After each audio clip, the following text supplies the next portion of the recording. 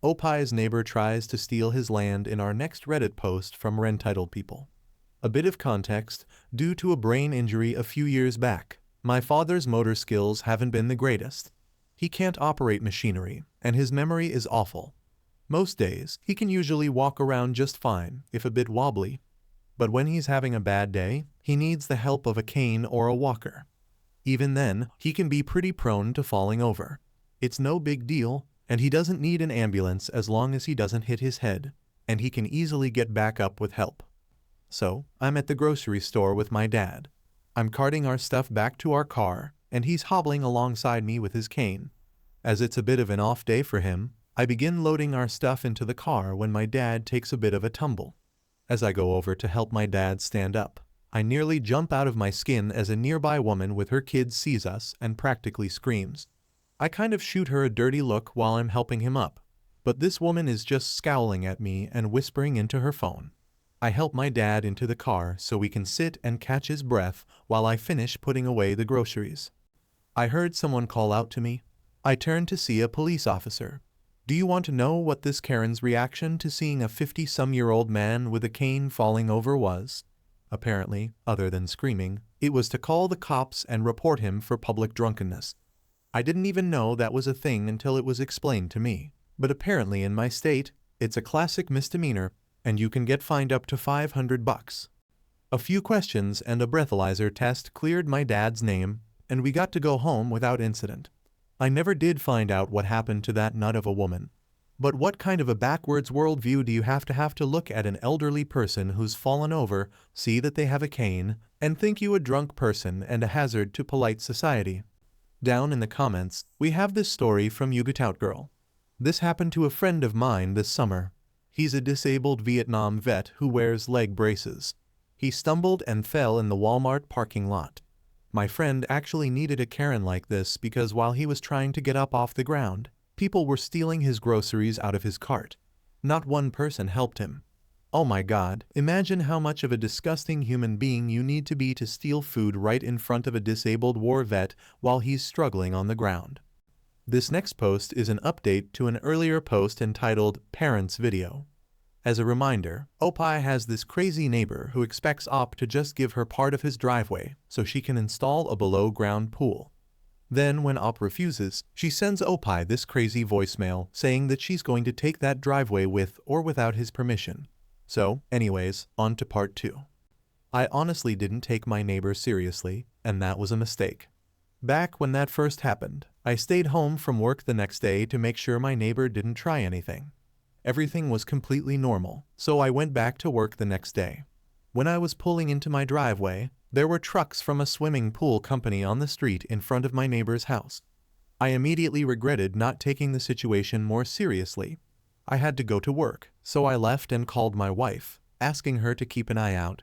About 2 hours later, my wife called me, telling me that the trucks had pulled into our driveway, and a few guys had started removing the hedges that line my driveway. To give you guys an idea of what my driveway looks like, there are hedges that line the driveway all the way up to my house. Then the hedges branch out to the left and right. Although these aren't the only things separating my property from my neighbors. In my previous post, I mentioned that my house is on a hill. My neighbors' houses are lower than mine, so their backyards are lower than mine also. If you were to stand on my driveway looking at my neighbor's backyard, you'd be looking at a 5 ft drop. The guys were removing the hedges for easier access to my neighbor's backyard. I immediately left work and went home.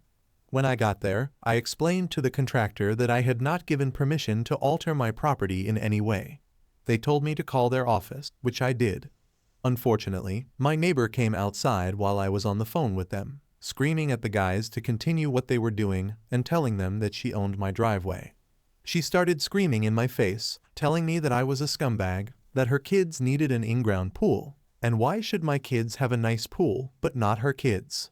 Nothing she said made any real sense. I didn't really know what to say, so I just kind of stared at her while she was screaming at me. I was still on hold with the pool company. Anyway, she then told me that my wife's sister had told her that it was okay for her to cut down my hedges, and that was all the permission she needed. My wife has one of 5 siblings, 3 girls and 2 boys. I'm really close with her brothers, but not her sisters. They have always been weird to me. A few years back, her older sister straight up called me a racial slur, and the younger sister was never openly hostile towards me.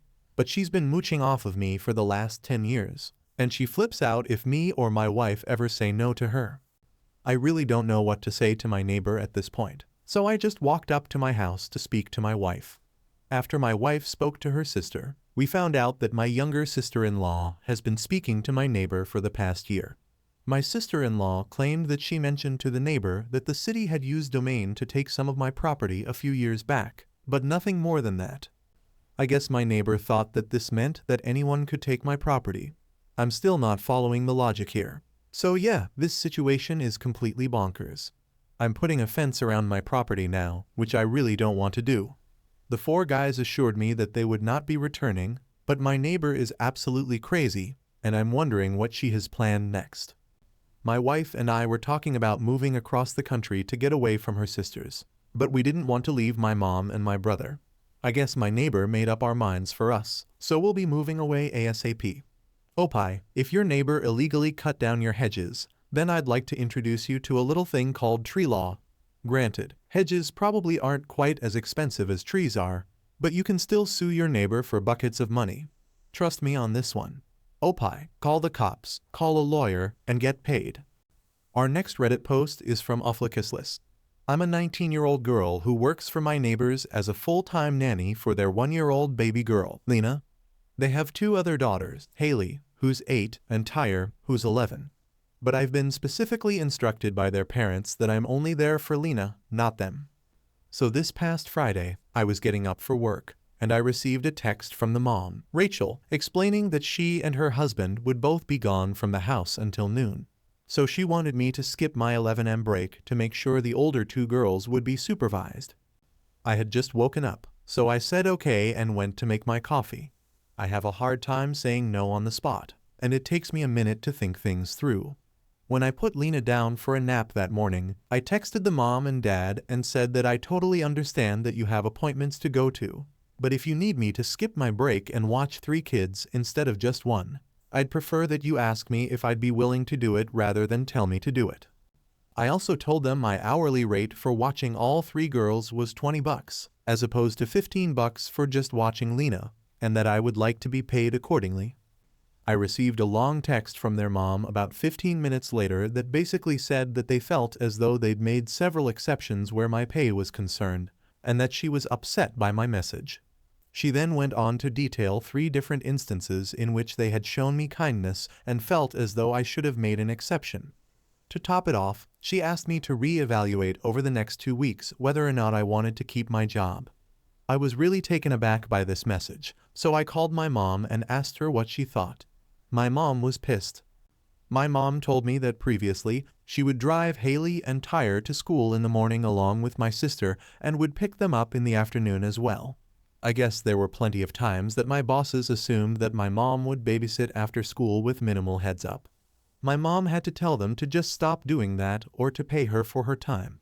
I have also kind of felt like they were dumping other kids on me, especially because I serve as unpaid supervision for the 2 older girls due to the fact that both the parents work in isolated parts of the home. I wrote my own message back and detailed my own 5-point list of kindnesses that I had shown the family, including last summer when I worked for them for $11 less because the mom had to take on a summer job. I'd also recently agreed to work an extra 10 hours a week for free just to show my appreciation for this job. I then told her that I don't understand how any of what she said had anything to do with the fact that I had to be asked in advance to take care of all 3 girls. I told her that I was unsure of what I had said that was deserving of a response asking me to reconsider if I wanted to keep my job. So I gave her my 2 weeks' notice and told her that I did not appreciate my job stability being threatened over something so minimal. So she should use this time to find alternative childcare, and that we should just be friendly neighbors. They pretty much freaked out.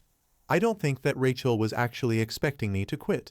She told me that I had stressed her out by texting her in the first place, and that she was just trying to make sure I was being properly paid because you made it sound like we were trying to shortchange you. I told her they were trying to shortchange me, and they shouldn't have threatened me. Rachel just looked at the floor, and her poor husband was trying to do damage control. Oh Pi, I'm proud of you for standing up for yourself. You know, every once in a while, I'll hear someone say that school should teach kids how to do taxes. And yeah, I totally agree with that. But while we're at it, can we also teach kids other life lessons, like how to stand up to your boss when he tries to get you to do free work? It's kind of weird, right?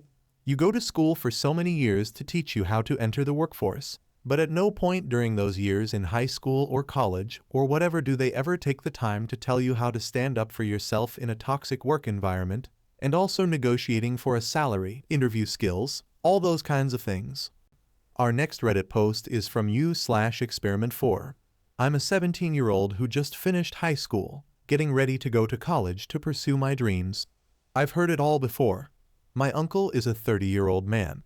The only job that he's ever worked is a server at McDonald's roughly 14 years ago, and his parents let him quit after 1 week. He and his parents refused to give him therapy to deal with his Asperger's, so instead, he just sits in his filthy room all day, gets high as a kite on his meds, doesn't bathe, and gets welfare. I'm practically the only person he talks to aside from his parents. My grandpa, that is to say, my uncle's dad, is like 65 years old. He's been on disability for years due to his disability depression. Anyways, on to the story.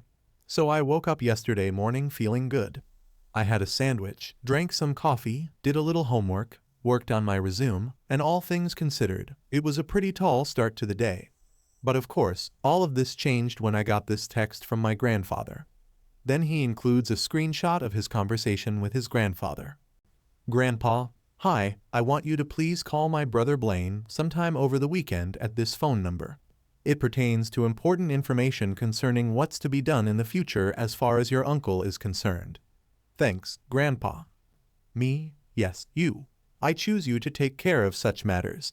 If you won't call me, and I can explain further.